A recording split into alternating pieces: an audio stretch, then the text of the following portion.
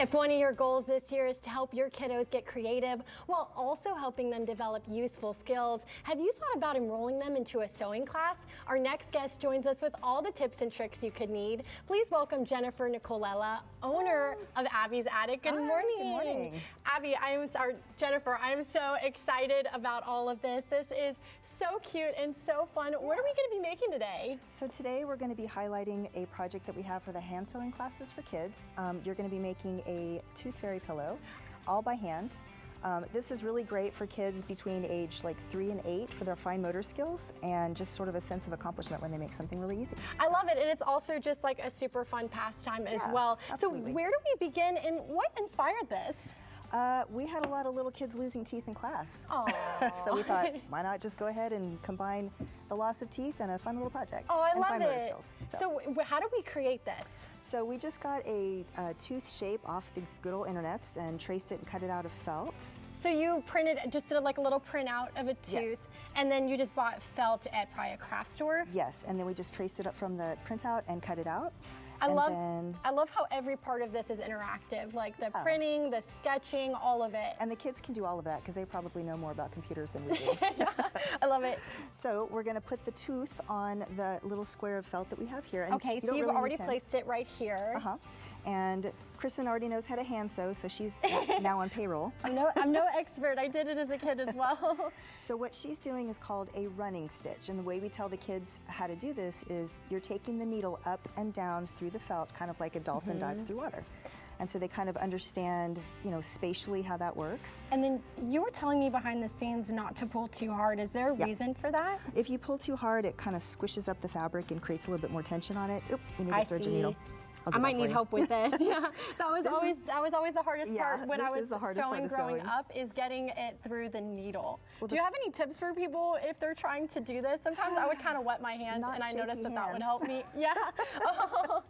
Oh. And so this felt right here, is there a certain size that you need, or do you just want to base it off the, like, is this a little filler that you have in here? Yeah, so what's inside of here? You can fill this with cotton balls, you can fill it with polyfill, but the square size is just totally dependent on what you want. Sometimes kids like little things. It makes them finish faster if it's smaller, but sometimes you might want to have something more of an heirloom, and so you might want to make it bigger. But either way, be careful. Oh, thanks. That's probably the number one tip, is to be careful. Yeah, hold on to the eye. For sure. And what are your tips for parents when it comes to safety with their kids sewing? Just stay close by to them and try to get them to not be afraid. A lot of kids come in, we teach kids as young as 5 how to use a sewing machine, but they're more afraid of poking themselves with a pen than they are of using the sewing machine, which cracks me up. But once they poke themselves, they kind of like freak out a little bit, and then we're like, oh great, you're in the club now. And then they're like, oh, that wasn't so bad. And it's not too bad, yeah. So just keep a close eye on them, and then make sure that whenever you have a pen or a needle, you put it back in the pin cushion when you're done so they don't fall on the floor. So tell me, what inspired you to start classes for kids? Because you offer classes, correct? Yes. So about 9 years ago, I taught 20 moms in my school group where my kids go to school how to use a sewing machine for a project we were doing for school. And I thought if I had 20 people in just that small little group, there must be more people in the city. So I just thought, you know, I have teaching experience, I used to be a teacher, so this sort of blends my 2 favorite things. I love it. And so I love that you're not only getting the kids involved, but also the parents as well. So it's probably a good bonding experience as well. Yeah, for sure. I love it. And so tell me a little bit about what we're seeing in front of us, because I see this super cute. Is this a whale? It's a whale. I love it's a seal. This one's a seal. This is a seal. Sorry. This is so cute.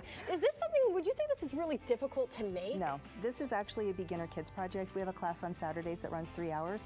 Mostly everything's already cut for them, so all they have to do is take a 5 to 10 minute little training session before class starts, and then they're off and running. It's really easy. That's amazing. So when you did this, is this a similar, like, would you print something out to like have them kind of see the overall finished product? Like, is that something that they have to see and do? We usually have a sample ready for them so they can take a look, but they can cut out their own face pieces, and then this is actually hand sewing, this is embroidery.